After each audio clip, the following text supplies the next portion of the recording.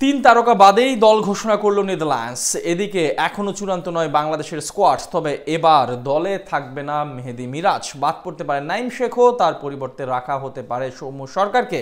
এছাড়া দীর্ঘদিন পর ফিরতে পারেন নুরুল হাসান সোহান। সব মিলিয়ে ডাচদের বিপক্ষে স্কোয়াডে থাকতে পারে বেশ কিছু চমক। ফলে শেষমেশ কারা থাকতে পারেন টাইগারদের স্কোয়াডে, এ নিয়ে বিস্তারিত জানবো রিপোর্ট। বাংলাদেশের বিপক্ষে টি-টোয়েন্টির আসন্ন সিরিজকে সামনে রেখে ইতিমধ্যেই নিজেদের দল ঘোষণা করেছে নেদারল্যান্ডস, যেখানে তাদের নিয়মিত অধিনায়ক স্কট এডওয়ার্ডস স্কোয়াডে থাকলেও রাখা হয়নি তিন তারকা ক্রিকেটারকে।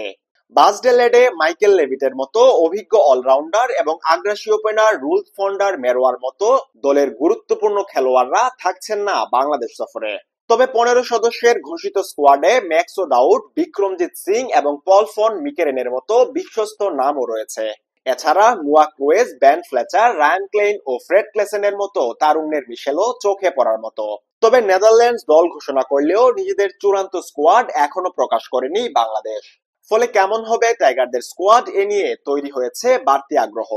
এদিকে সঙ্গত কারণে নিজেদের স্কোয়াডে এবার বেশ কিছু পরিবর্তন আনতে পারে টিম টাইগার্স।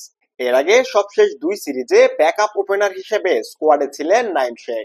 তবে নির্বাচকদের প্রত্যাশা পূরণে এক প্রকার ব্যর্থই বলা চলে এই বামহাতি ওপেনার। তাই এবার তার পরিবর্তে স্কোয়াডে রাখা হতে পারে সৌম্য সরকারকে। এছাড়া নিয়মিত ওপেনার হিসেবে এবারও তানজিদ হাসান তামিম ও পারভেজ হোসেন ইমনের উপরই আস্থা দেখাবে টিম টাইগার্স, কারণ এশিয়া কাপের আগে তাদের বোঝাপড়াটা আরো বেশি ঝালিয়ে নেওয়ার চিন্তাতেই আছেন নির্বাচকরা। এদিকে ওয়ান ডাউনের জন্য স্কোয়াডে থাকবেন অধিনায়ক লিটন কুমার দাস।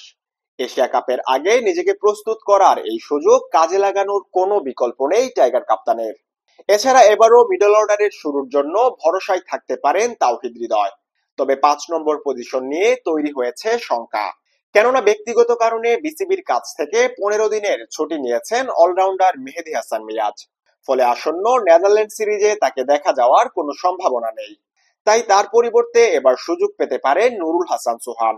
গেল 2 বছর ধরে বিপিএল, ডিপিএল এবং জিএসএল এর মঞ্চে দারুণ পারফরমেন্স করে বাংলাদেশ এ দলের হয়ে বর্তমানে অস্ট্রেলিয়ার টপ এন্ড টি-টোয়েন্টিতে টাইগারদের নেতৃত্ব দিচ্ছেন তিনি।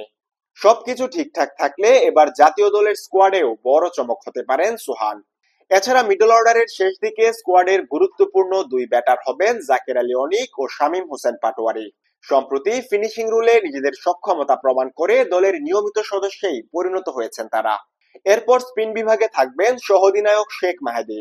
তার সাথে রাখা হতে পারে বামহাতি নাসুম আহমেদ এবং লেগ স্পিনার রিশাদ হোসেনের মতো কার্যকর স্পিনারদের।